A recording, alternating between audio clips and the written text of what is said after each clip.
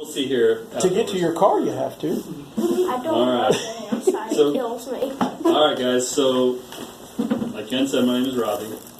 I'm Connor's dad. I'm a firefighter and a paramedic at Noblesville. You guys know where Noblesville is? No, but I've heard of a lot of commercials. No, it is on commercial. So, I didn't bring any of my fire gear. I think tonight we're going to focus on Please. the medical stuff and doing that sort of thing. So, when you guys think of first responders or when you think of first aid, what kind of things do you guys think of? Yeah. I think of people who respond first and make sure no one else gets to. Even First if they're responders? jumping off a train. You think of first responders, you think of people who respond first, yeah, I guess. The first thing we're doing. Okay, Someone's we'll get some ideas here. I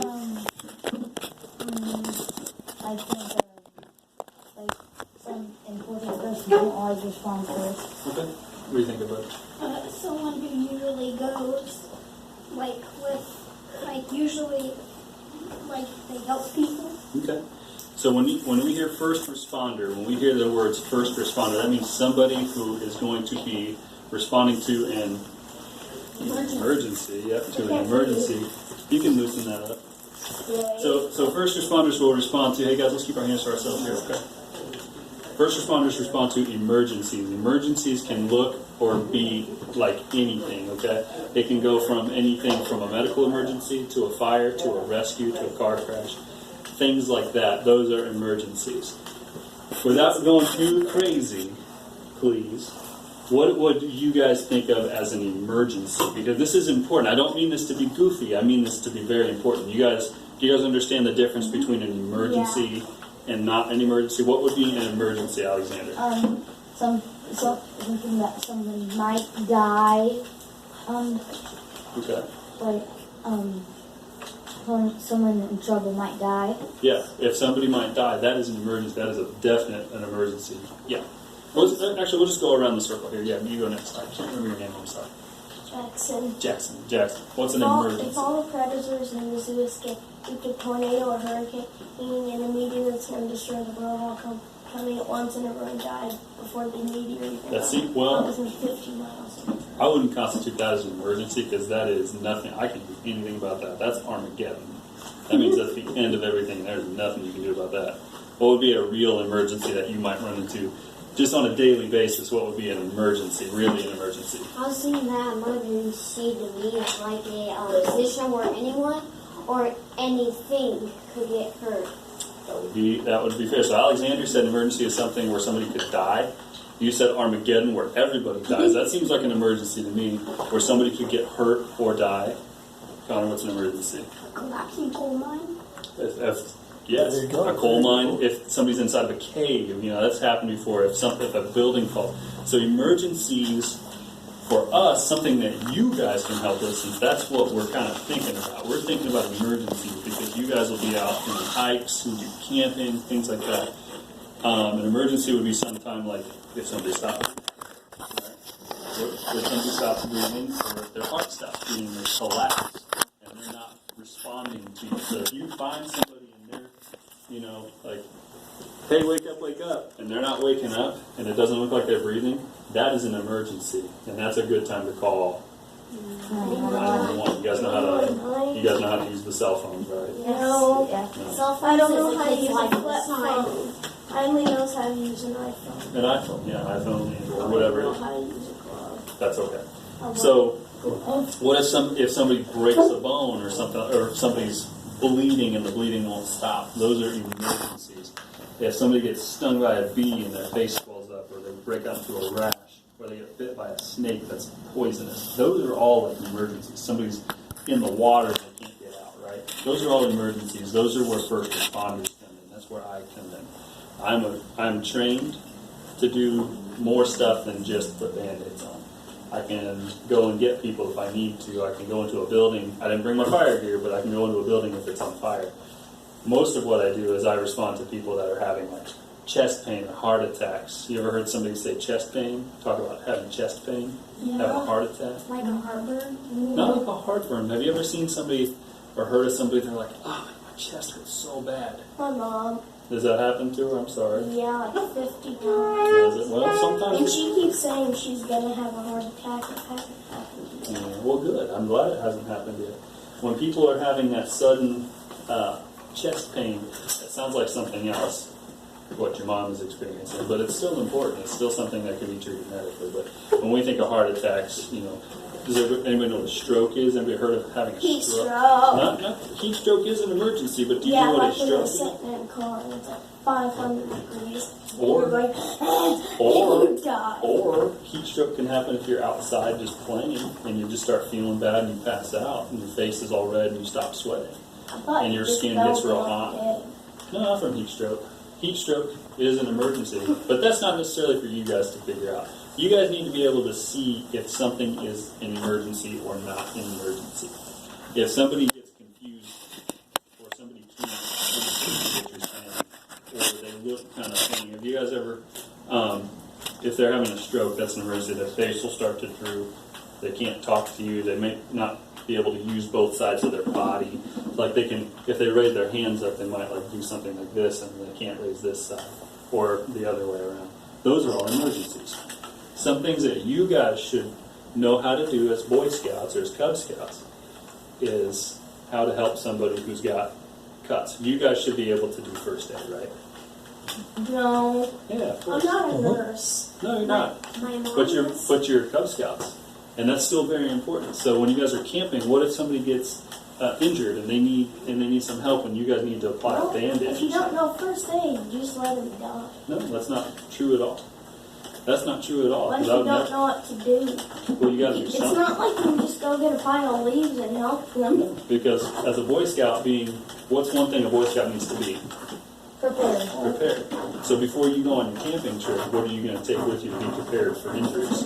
Food. First aid kit. Food does not help with first aid. Yes, sir. If I didn't know how to do like first aid and someone needed a splint, but I didn't have anything for it, I would just take like a really thick stick, put it to like your leg, Ew. and use those This is disgusting. medical bandage wrappings and wrap it up. Something like this. I brought some stuff. Something like Yeah. that. Yeah. Grow up. This is sort of It can be kind of gross. Or like It is. those tan medical wraps that you have to wrap it all, you can't cut it.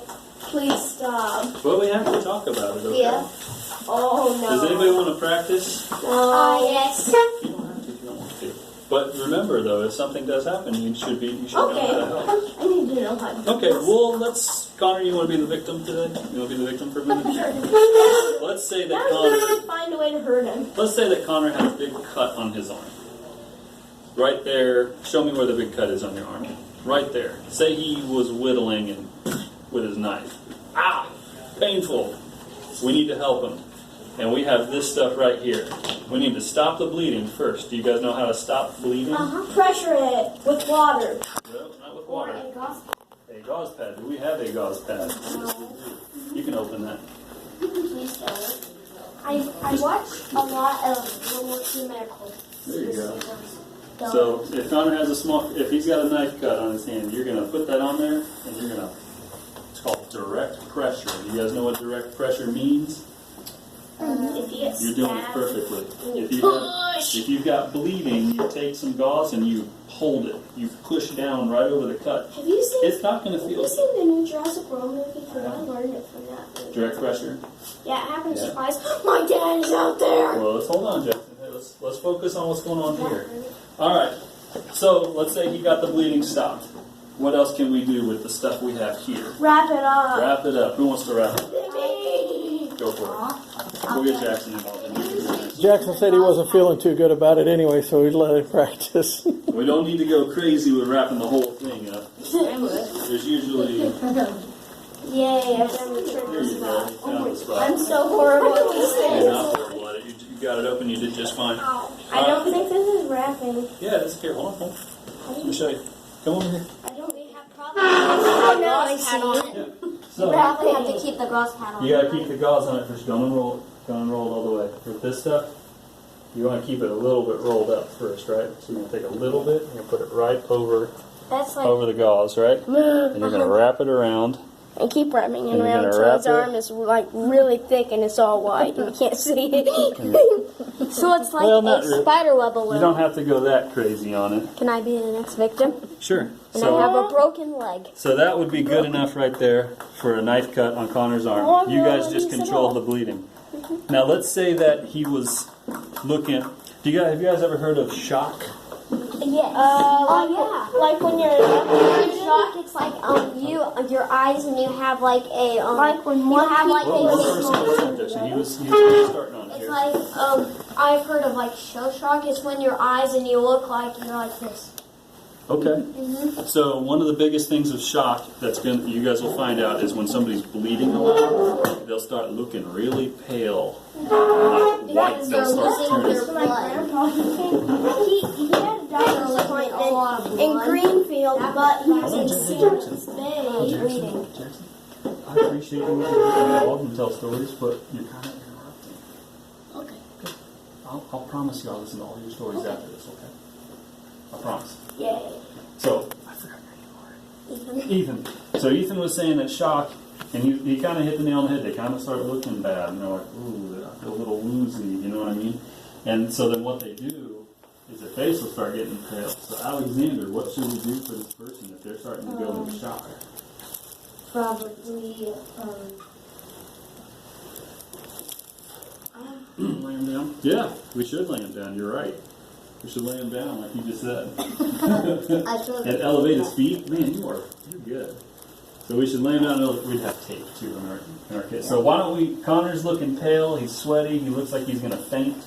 Alexander, show me what you would do. Help him lay on the ground and put him in the shock position. I know another thing I could do. Give him water so he can. Well, help him to his feet. You can help him say, "Hey, Connor, we're going to help you down to the ground. You don't have to pick him up. Ethan, you can help him too if you want. Connor, you don't want to fall. Okay? You set him right down there. All right. I was carrying around.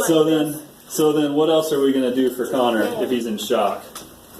What? Give him some water so he can. Not necessarily yet. I'm gonna borrow this chair from Jackson.